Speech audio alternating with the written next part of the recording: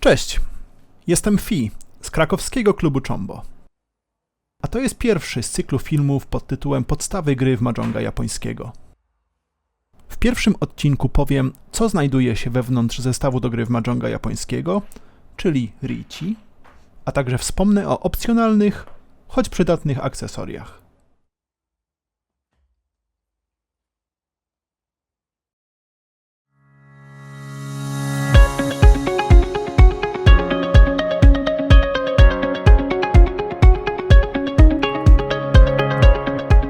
Zacznijmy jednak od kilku słów na temat tego, czym jest Mahjong.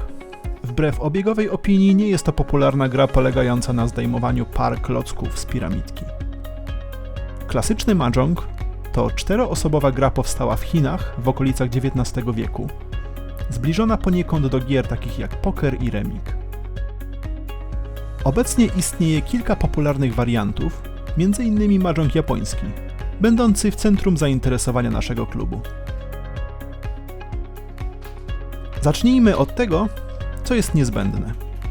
W zestawie znajdziemy przede wszystkim kamienie oraz kości. Mamy 5 rodzajów kamieni. 3 z nich, czyli bambusy, kółka i znaki, odpowiadają liczbom od 1 do 9.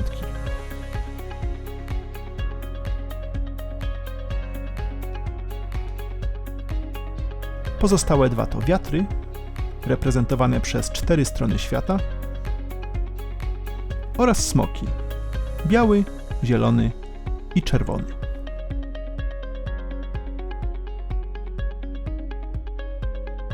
Rozpoznawanie liczb na kamieniach nie jest do końca oczywiste. W przypadku kółek sprawa jest prosta. 1 odpowiada kamień z 1 kółkiem, 2 kamień z 2 i tak dalej.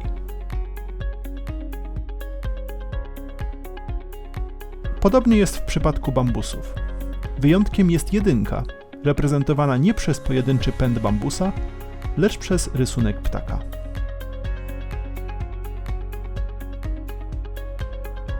Sprawy mają się najgorzej ze znakami. Każdy z kamieni w tej grupie ma napisaną cyfrę od 1 do 9, ale pismem chińskim. Koniecznością jest więc nauczenie się, co oznaczają poszczególne symbole. Na szczęście ta umiejętność przychodzi bardzo szybko, a do tego czasu warto przygotować sobie ściągę lub wydrukować tę przygotowaną przez nas, do której link jest dostępny w opisie filmu. Niektóre zestawy kamieni posiadają ponadto cyfry od 1 do 9 na każdym kamieniu numerycznym.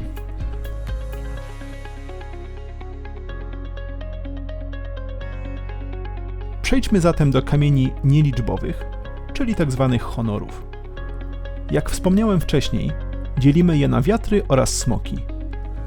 Wiatry, czyli wschód, południe, zachód oraz północ, reprezentowane są przez chińskie symbole oznaczające te właśnie strony świata. Ostatnią grupą kamieni są smoki, z których kolorami są związane pewne niuanse. Biały smok symbolizowany jest przez kamień bez nadruku lub też, co jest szczególnie popularne w chińskich zestawach, przez kamień z niebieskim prostokątem. Zielony smok w większości zestawów jest ciemnozielony lub po prostu czarny. Czerwony smok jest zwyczajnie czerwony. Jak zapewne zauważyliście, każdy kamień w zestawie występuje w 4 egzemplarzach. Jak więc nie trudno policzyć, do gry potrzeba 136 kamieni. Kiedy jednak kupicie swój pierwszy japoński zestaw, okaże się, że zawiera on 144 kamienie. Te nadmiarowe kamienie to czerwone piątki oraz kwiaty. Kwiatów normalnie nie używa się podczas gry w wariancie japońskim, a czerwonych piątek można użyć zamiast odpowiadających im zwykłych piątek. Powiemy o tym jednak więcej w kolejnych odcinkach.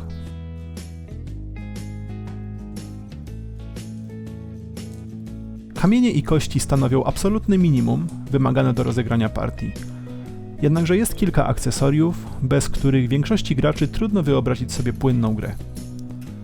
Pierwszym z nich są patyczki do liczenia punktów każdego z graczy, czyli liczmany. W zależności od wzoru z kropek znajdującego się na środku, dany liczman odpowiada innej liczbie punktów. 10 000, 5 000, 1000 oraz 100 punktów. Czasami możemy się spotkać z dodatkowym patyczkiem oznaczającym 500 punktów, na przykład w kolorze zielonym. Nie jest on jednak standardem i warto przed grą, jeżeli go używamy, uzgodnić to z pozostałymi graczami. Zamiast patyczków możemy równie dobrze używać kartki, na której będziemy spisywać wyniki graczy, lub aplikacji na smartfony. Niemal każdy zestaw do Mahjonga japońskiego dostępny na rynku zawiera w środku liczmany, więc ich brak nie powinien stanowić problemu. W zestawach znajdziemy także zazwyczaj wskaźnik rundy. Najczęściej ma on postać plastikowej płytki. Pamiętacie, jak mówiłem o kamieniach oznaczających wiatry? Typowa partia Mahjonga składa się z 2 rund, wschodu oraz południa. Z tego powodu wskaźnik rundy zawiera z jednej strony znak oznaczający wschód, a z drugiej południe. Kolejnym przydatnym akcesorium jest mata do gry.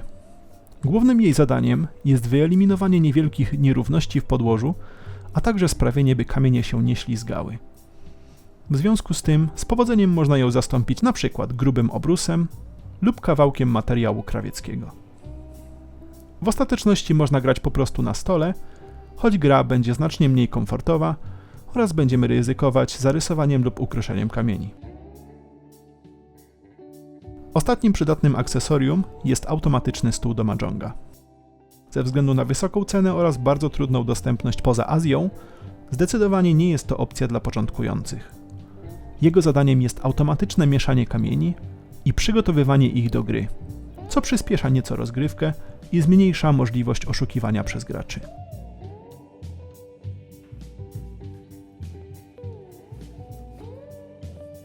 To już wszystko, co potrzebujecie wiedzieć o podstawowych akcesoriach do gry w japońskiego Mahjonga.